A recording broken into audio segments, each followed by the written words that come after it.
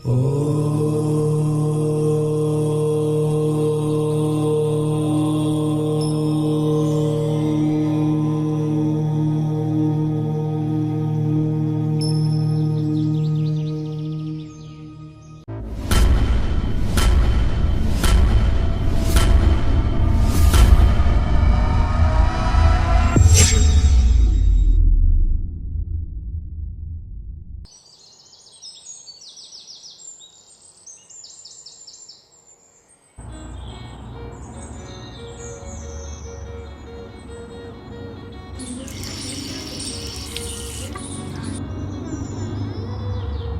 तो 20 सेकंड चलेगा।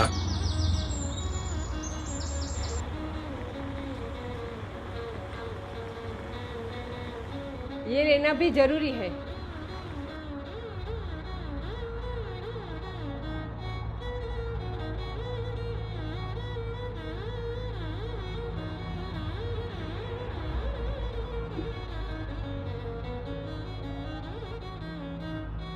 पापा, आप आ जाओ, 1 मिनट रुको।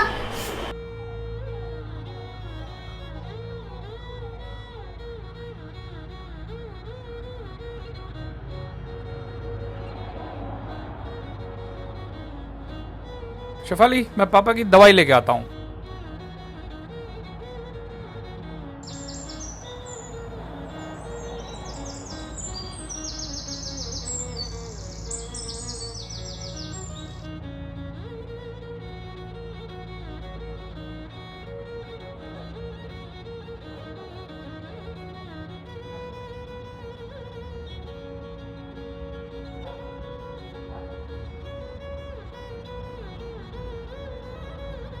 राहुल, कॉफी पियोगे?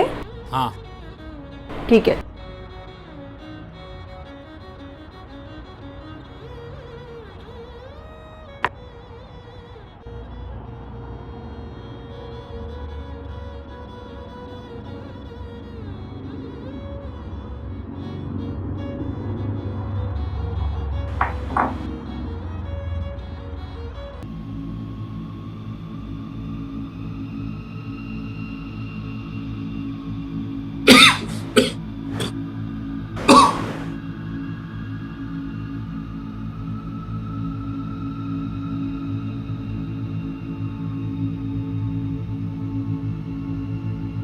No, no.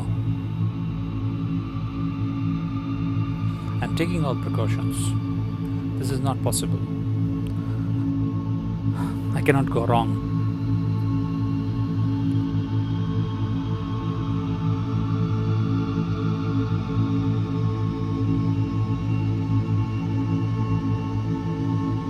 Let me check what happens during the day.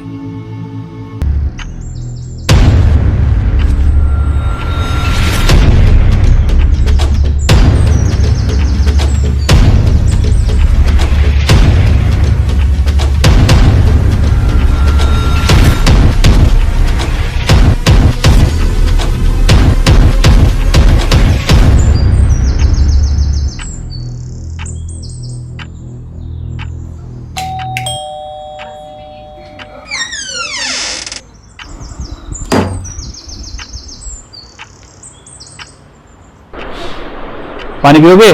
नहीं सर। वैक्सीन ले लिया?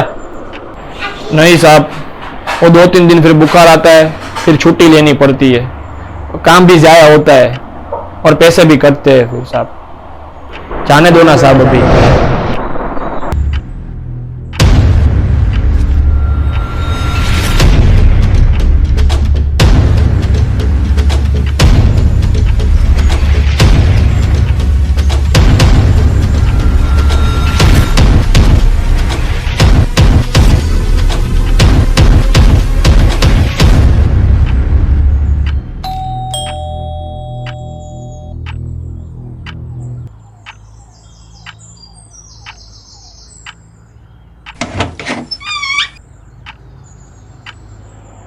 जी कपड़े हैं प्रेस के? ये लो भाई। वैक्सीन लिया?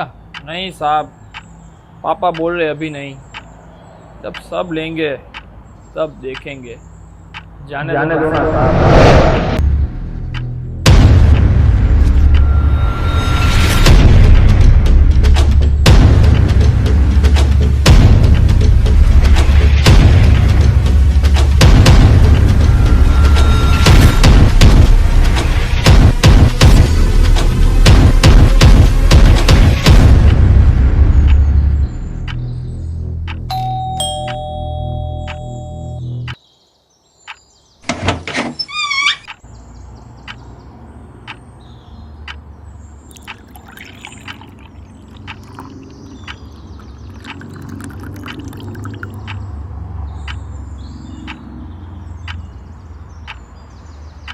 रुको भाई, क्यों भाई वैक्सीन ली? नहीं साहब, अब बोलते हैं बुखार आता है, फिर लाइन में भी खड़ा रहना पड़ता है, कौन पड़ेगा इसी झंझट में। और हमका तो कुछ नहीं होगा, जाने दो ना साहब।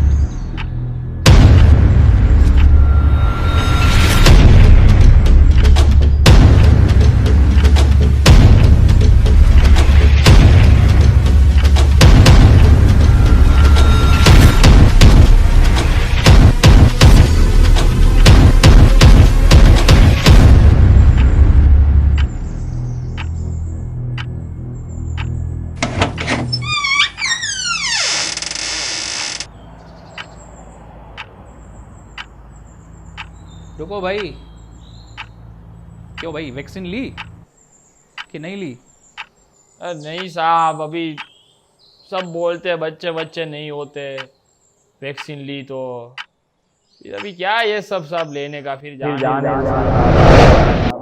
आओ तुम सबको मैं कुछ ऐसा दिखाता हूँ कि सबकी आंखें खुल जाएगी।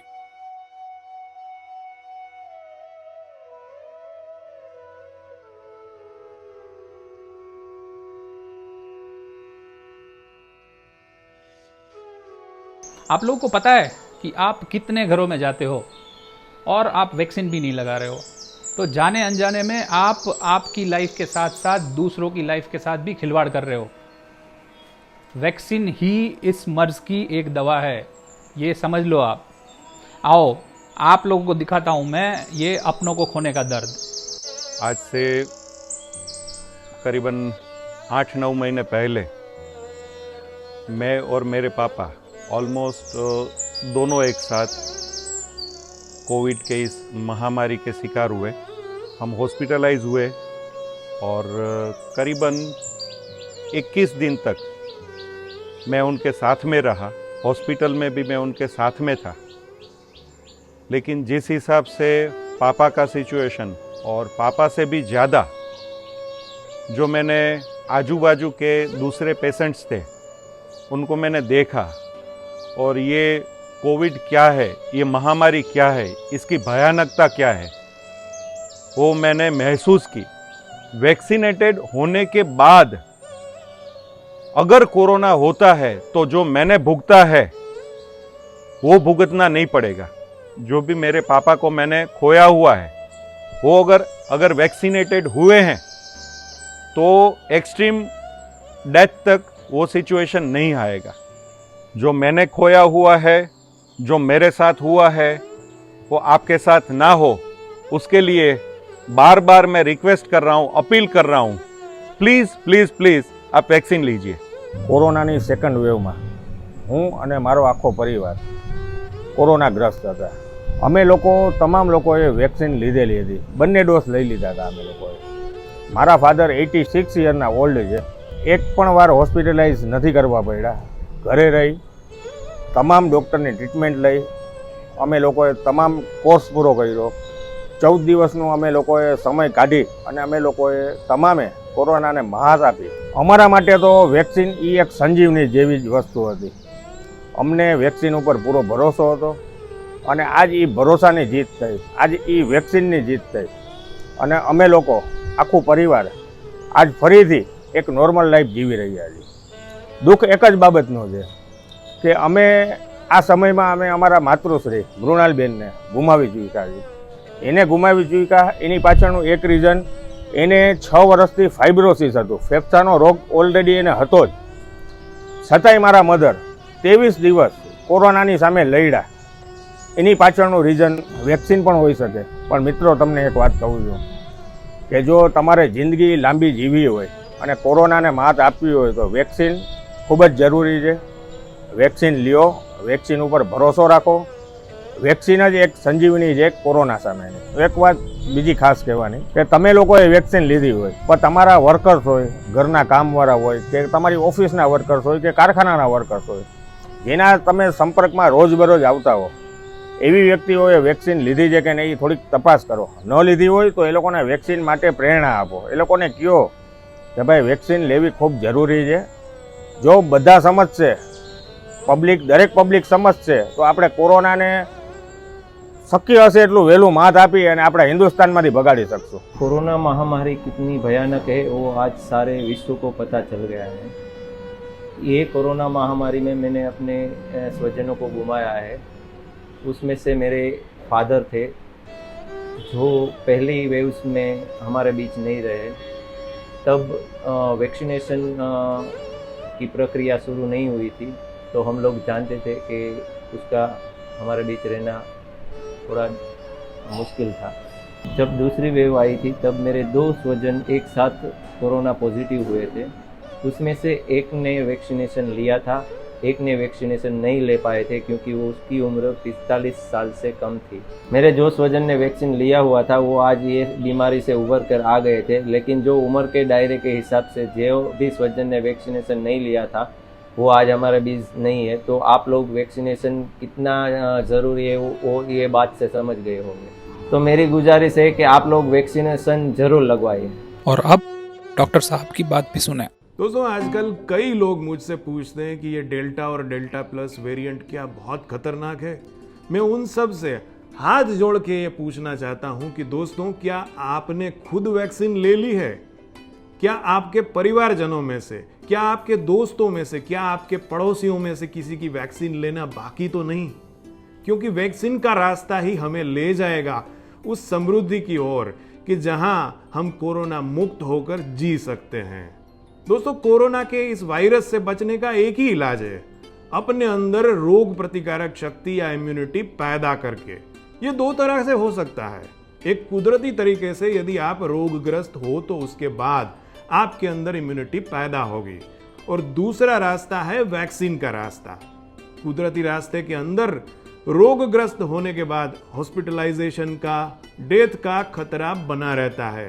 दूसरी वेव में हमने कितने अपनों को खो दिया केवल इस कारण कि उन्होंने वैक्सीन नहीं ली थी, केवल उस कारण कि उन्होंने कोविड एप्रोप्रिएट बिहेवियर का पालन नहीं किया था.